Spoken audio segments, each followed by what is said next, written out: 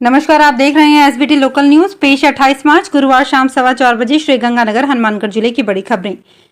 हनुमानगढ़ के मक्कासर की रोही में 2 KNJ में हथकढ़ शराब तस्करों को दबोचने पहुंची जंक्शन पुलिस पर 1 दर्जन से अधिक लोगों ने हमला कर दिया। पथराव में एक ASI, हवलदार और सिपाही घायल हो गए। पुलिस की गाड़ी क्षतिग्रस्त हो गई। घायल पुलिसकर्मियों को बीती रात सरकारी अस्पताल में भर्ती करवाया गया। घटना की सूचना मिलने पर SP विकास सांगवान बीती रात अस्पताल में पहुंचे और घायल पुलिसकर्मियों की कुशलक्षेम पूछी। पुलिस के अनुसार बीती रात गांव 2 KNJ कुंजा में हुई घटना में ASI कुंजीलाल, हवलदार राजकुमार, कांस्टेबल कुलदीप को चोटें आई है। तीनों घायलों को अस्पताल में भर्ती करवाया गया है। श्रीगंगानगर के जवाहर नगर पुलिस ने एक महिला से 7 लाख रुपए की धोखाधड़ी करने के आरोप में एक व्यक्ति के खिलाफ मुकदमा दर्ज किया है। अदालत से प्राप्त इस्तगासे के आधार पर मामला दर्ज हुआ है। पुलिस के अनुसार इंदिरा कॉलोनी के रंजना जुनेजा ने रिपोर्ट दी कि पदमपुर तहसील के गांव 15 LLW के बलविंदर सिंह ने उसके साथ 7 लाख रुपए की धोखाधड़ी कर ली। आरोपी से उसकी जान पहचान थी। बलविंदर सिंह कई बार उससे रुपया उधार लेता था, ऑनलाइन व ऑफलाइन वापस भी देता रहता था। आरोपी ने उससे 6 लाख रुपए उधार लिए थे। इसमें 1,90,000 रुपए वापस दे दिए, जबकि 2,60,000 रुपए बकाया होने की पढ़ा लिखी कर ली। घरेलू जरूरत के लिए बलविंदर सिंह ने फिर उससे 4,40,000 रुपए उधार ले लिए और 7 लाख रुपए का चेक बतौर गारंटी दे दी। प्रारंभिक शिक्षा विभाग की ओर से 8वीं बोर्ड की परीक्षा गुरुवार से शुरू हो चुकी है और ये परीक्षा 4 अप्रैल तक चलेगी। इसके लिए श्रीगंगानगर अनूपगढ़ जिले में 239 परीक्षा केंद्र बनाए गए हैं। परीक्षा में 27,992 परीक्षार्थी पंजीकृत किए गए हैं।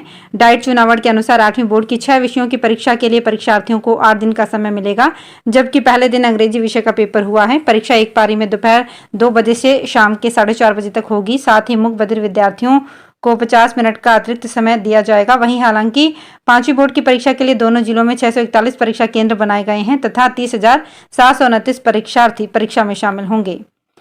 श्रीगंगानगर में लोकसभा चुनाव में प्रत्याशियों की ओर से नामांकन पत्र प्रस्तुत कर दिए गए हैं। अब वे मतदाताओं को रिझाने में जुट गए हैं। श्रीगंगानगर सीट से कांग्रेस के कुलदीप इंदौरा और भाजपा के प्रियंका बैलान चुनावी मैदान में हैं। खास बात यह है कि भाजपा और कांग्रेस के दोनों ही उम्मीदवार बेदाग हैं और उन पर किसी प्रकार का कोई मुकदमा नहीं है और न ही कोई मामला न्यायालय में विचाराधीन है। ये खुलासा प्रियंका बैलान और कुलदीप इंदौरा की ओर से पेश किए गए नामांकन पत्र में किया गया है।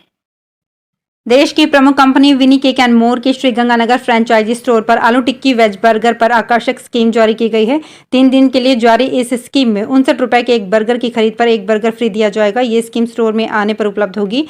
53B block Bakshi type PNB के सामने स्थित विनी स्टोर पर इसके अलावा cake, pastry, pizza, patties, sandwich, fries, hot dog, coffee और डोनट्स आदि भी उपलब्ध हैं। फ्रेंचाइजी स्टोर की संचालिका रीटा चमड़िया ने बताया कि बर्गर की स्कीम आज 28 से 31 मार्च रात के 8 बजे तक रहेगी। उन्होंने बताया कि स्टोर पर बैठने की व्यवस्था है। इसके अलावा बच्चों की birthday party, kitty party, anniversary आदि मनाने के लिए स्पेस है। उन्होंने बताया कि अन्य जानकारी स्टोर के मोबाइल नंबर 89,057,888,100 पर प्राप्त की जा सकती है।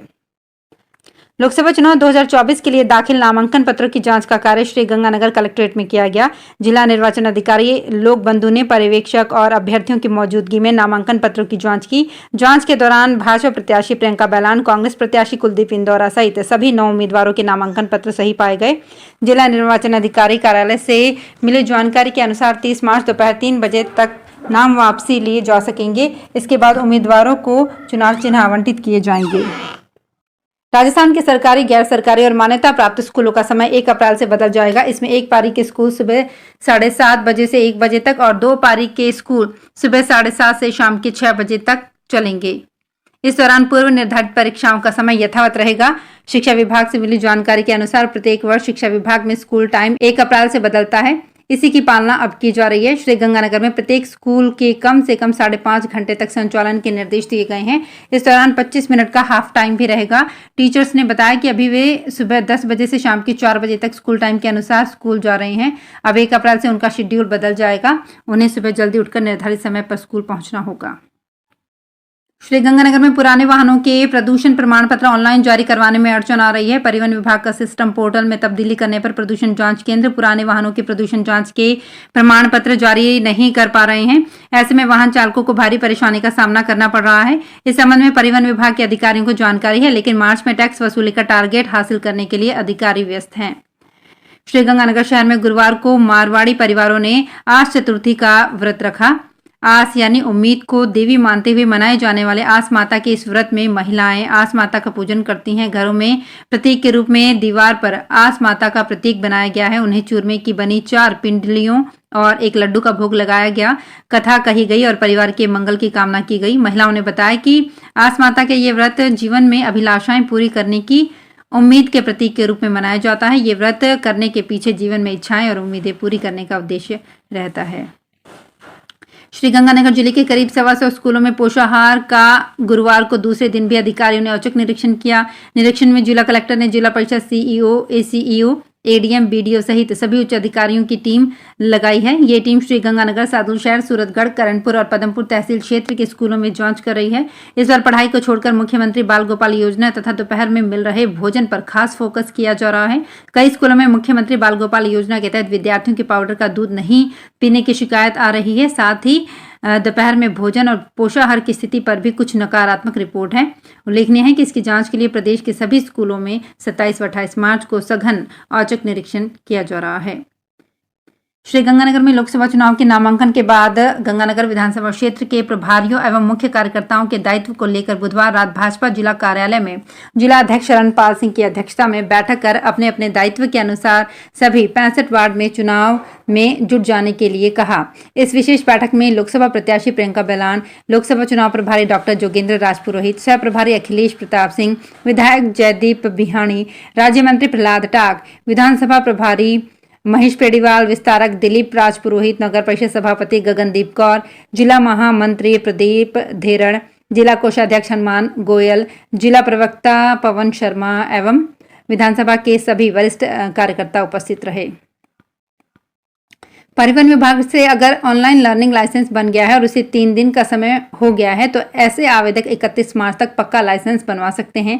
पक्का लाइसेंस बनवाने की तारीख चाहे आगामी महीनों की हो। श्रीगंगानगर परिवहन विभाग के इंस्पेक्टर हेतराम सीला ने बताया कि लर्निंग लाइसेंस बनने को अगर 30 दिन हो चुके हैं तो परिवहन विभाग कार्यालय में आकर पक्का लाइसेंस 28 से 31 मार्च तक बनवाया जा सकता है।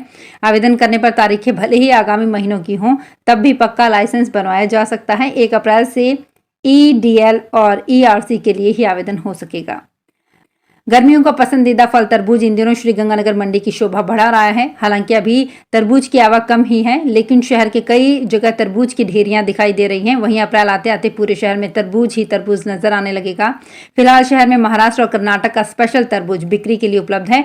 नई धान मंडी श्रीगंगानगर में रेहड़ियों पर तरबूज करीब 25 से 30 रुपए प्रति किलो तक बिक रहे हैं। मंडी में महाराष्ट्र के नांदेड़, बीड़, शोलापुर और कर्नाटक से बेंगलुरु के तरबूज की आवक हो रही है।